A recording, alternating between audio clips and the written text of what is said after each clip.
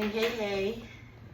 Hope you're having an amazing day. Cutie's Creations here with another message on restitution. So, yesterday we had talked about what would it be like for you and your family to be able to have $2.9 million, and what does that look like, as well as free education and judicial reform and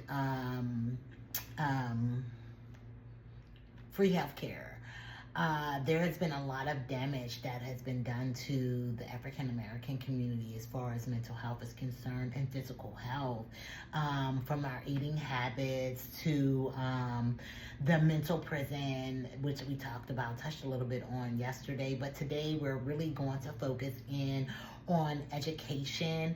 And for the next couple of days, I've done some extensive research on education and how the birth of public education has come about. Now, keep in mind that these are bullet points from the history that was collected from the colonizers. So, of course, the history of education is going to be brought forth through their eyes. But if you look at the timelines on which these things are happening, you will notice that the fight for public education was born through the civil rights movements. When they first started education, which was so the colonial era from 1600s to 1700s, early education in America was primarily influenced by European settlers, including the Purtians, who emphasized reading the Bible. Schools were often established by local communities, and education was seen as essential for morale and social duties. The first public schools in America was the Boston Latin School, which was founded in 1635.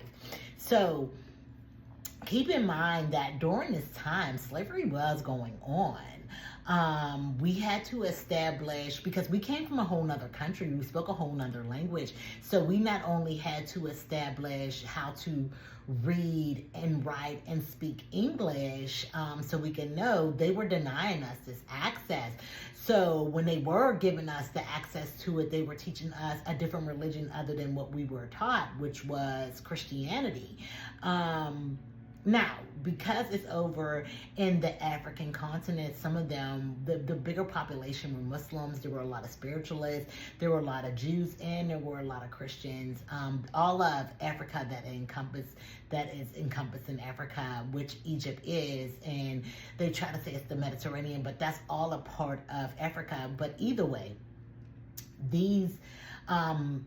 the birth of religion came in Africa, and yes, Christianity was one of them, but it wasn't prominent there.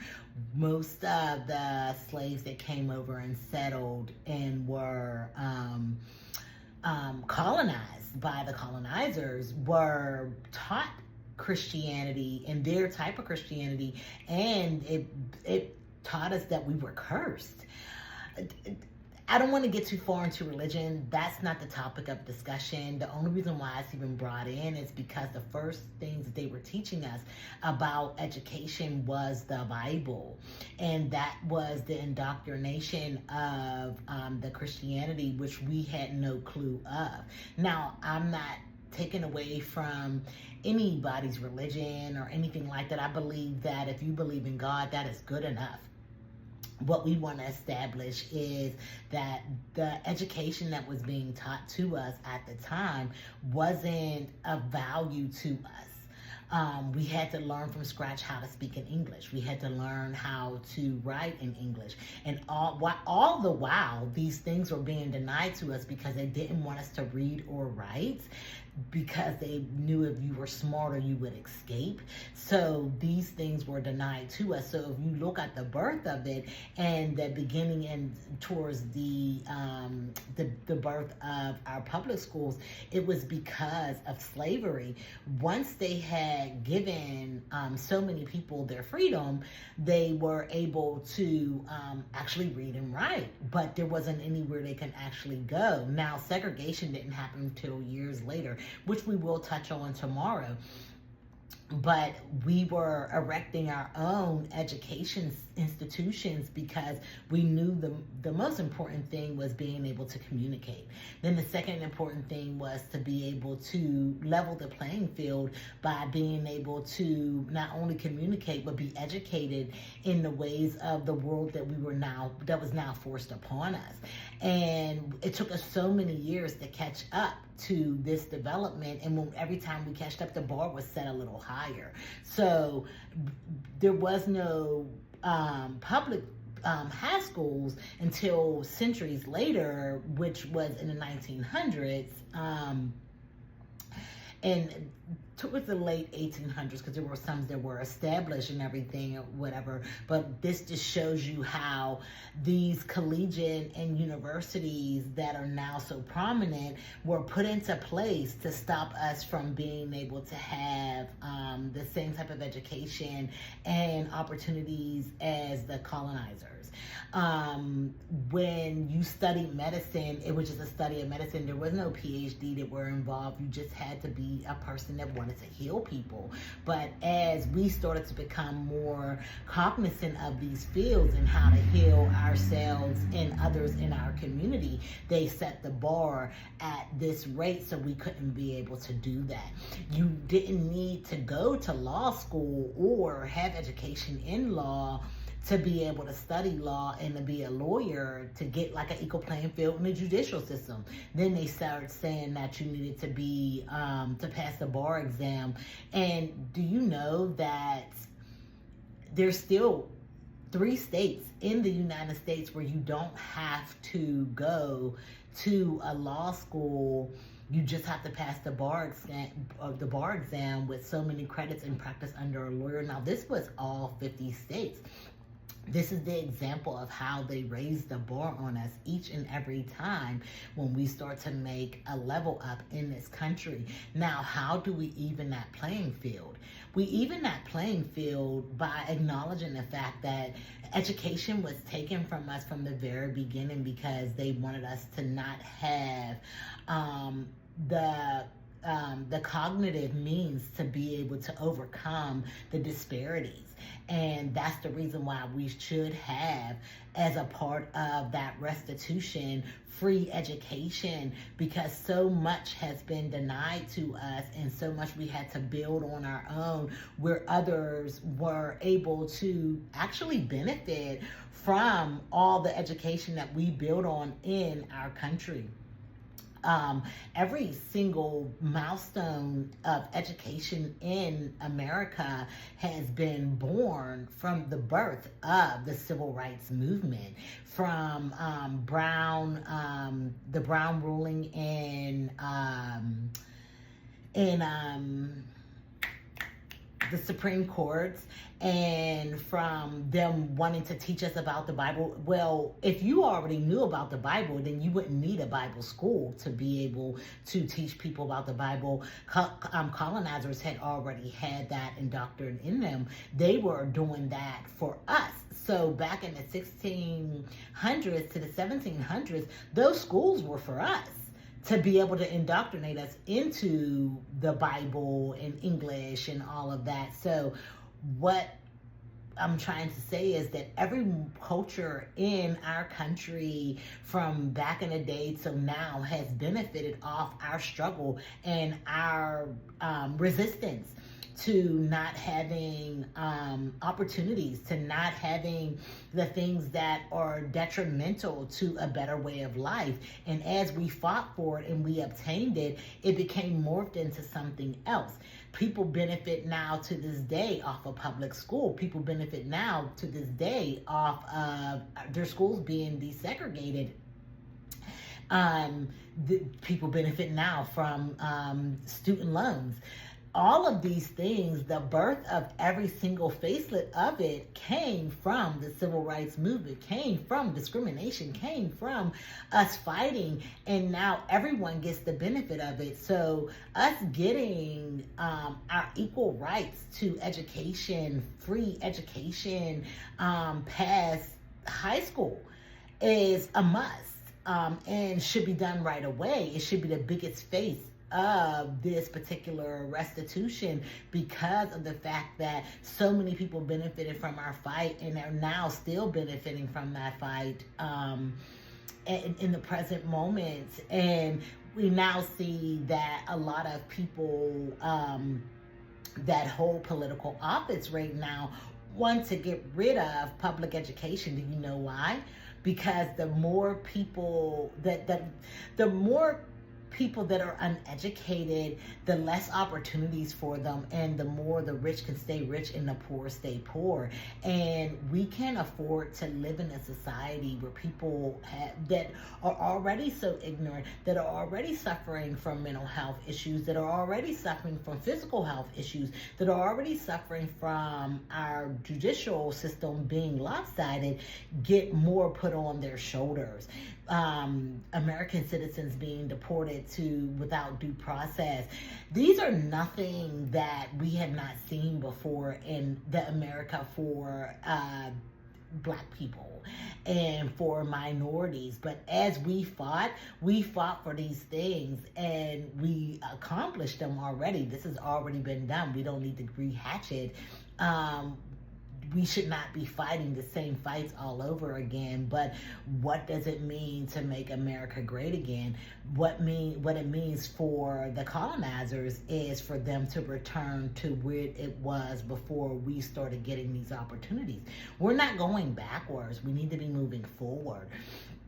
I know you heard that during the campaign all of last year and everything, so I'm not going to copy that. What I'm telling you is a movement forward means that we get more rights, and that's for African Americans, because every single time that we fight, every single person in America benefits from it. So whether it be education, whether it be financial reform, whether it be health care, whether it be judicial reform, every single person that is been stepped on and forgotten and talked about and belittled has actually gotten so much from us standing up and fighting. The women's rights movement wouldn't have happened if it wasn't for the civil rights movement.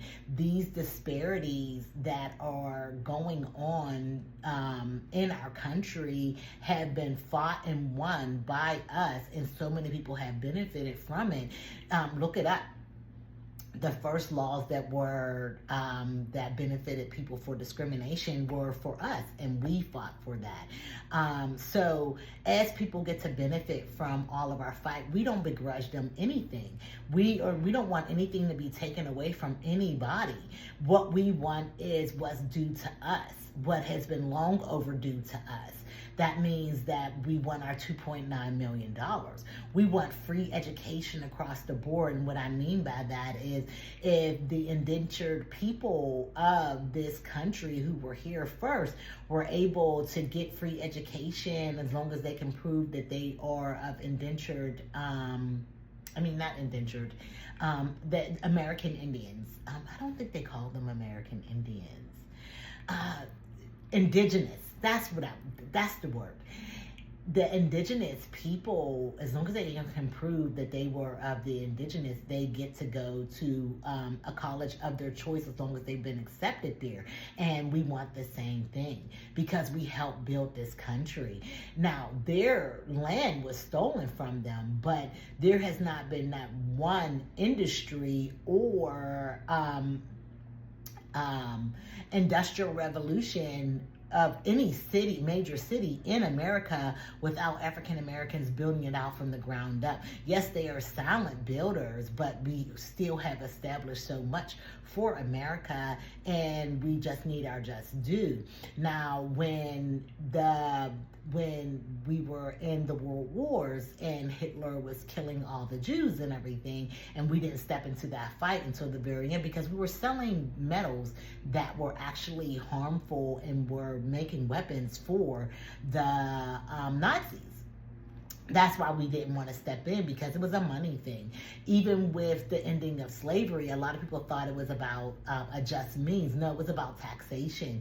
Whatever brings it to a halt and to an end, I don't begrudge that meaning. But what I'm telling you is, it wasn't because of the good of the nation. It wasn't because their hearts were open for us. It's because that we were fighting back. It was because that we seen the disparity and lack of opportunity, and we decided to stand up for ourselves. And you'll see these fights going on with unions. You'll see these fights going on with the women's movement. You'll see these fights going on with the abortion rights. You'll see these fights going on, but all of it came off the backs of us. And all we want is, we don't need the acknowledgement because we'll acknowledge ourselves. But we do want free education. We do want judicial reform so you can stop locking us up like animals. We do want to have a better way of life, and that's through mental health and physical health. So we want free health care. And we do want our $2.9 million so we can have a good standing and financial backing so we won't live in squalor our whole lives and die in that same way.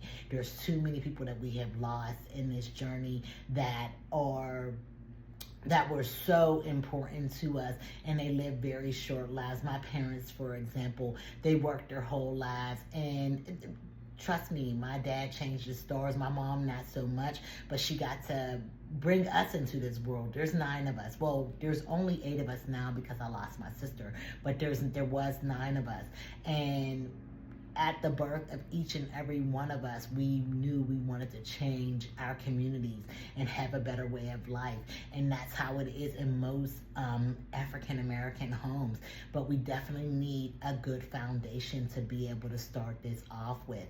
And as we start to go into this future of our country, we need to have a better understanding of where things came from, how they were birthed in this country, and how do we get to this present day and move forward. What does that look like? What would $2.9 million mean to you and your family? What would free education for you and the generations to come mean for your family? What would healthcare, good quality healthcare, mean for you and your family? What would judicial reform mean for you and your family? I was studying this case a couple of years back in Oklahoma that had jailed these 20, well, it was about 34 of them, but now there's like 25. I haven't checked it in a while, but they're all on death row, and 23 of them were black men. And they had all been proven to be innocent by ways of new forensic science that had proven them innocent. But if you don't have enough money for an appeal, you still are on the death, you'll still receive the death penalty, and even though you're innocent, because you have to appeal that case with the new evidence. So these people that are there are being, and this is a case of judicial reform. How can you keep someone in prison and on death row, by the way, that you're going to kill, that you're going to have the citizens of the state of Oklahoma pay for millions of dollars? It costs a lot of money for the state to kill you, to end your life. And you're going to have citizens pay that out of their tax dollars for men that are innocent. This is egregious, and it has to stop. And this is one of the many, many cases in across America that has happened to African Americans and regular citizens in the United States. I don't want to forget about anybody. What I'm telling you is there are things that will be that I will talk about that are pointed towards African Americans, but let's not be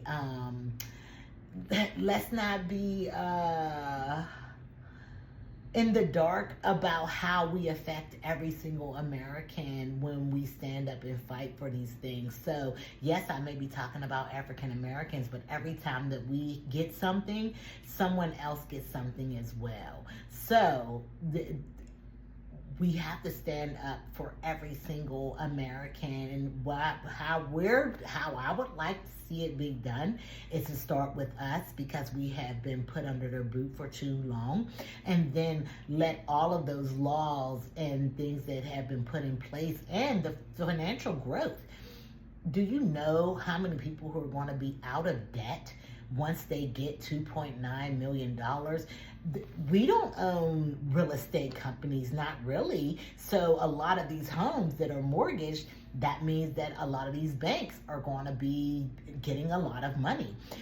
We don't own too many car lots and everything. So a lot of these people who have car notes and everything are willing to get one or buy a car straight out.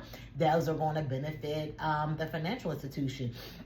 People who owe student loans for all these schools and everything, those loans are going to be paid out. That means that's going to fix our education system, and not in the ways of, because we still have so much to do in the ways of fixing it with giving a quality education. But as far as the funding is concerned, that fixes a big part of the funding. I truly believe that our teachers aren't getting paid enough, our principals aren't getting paid enough, our janitorial staff, and the people who just take care of and make sure that the kids are living a better way of life and getting a better way of life and the opportunity that will never pay you more than your education will.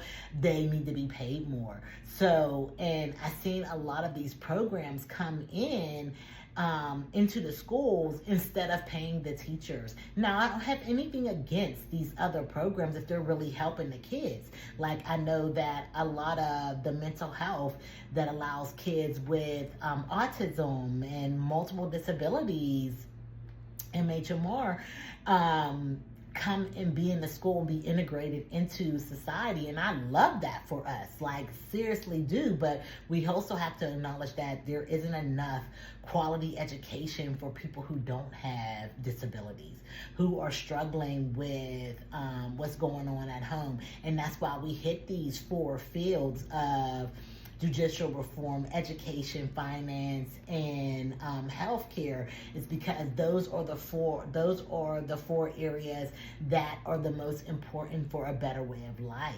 So I thank you so much for your time. Please like, share, subscribe, and comment down below, and let me know what you think of this video. We'll be talking about education again tomorrow and the history of it and how we go about making sure that our education is valuable and that it is free.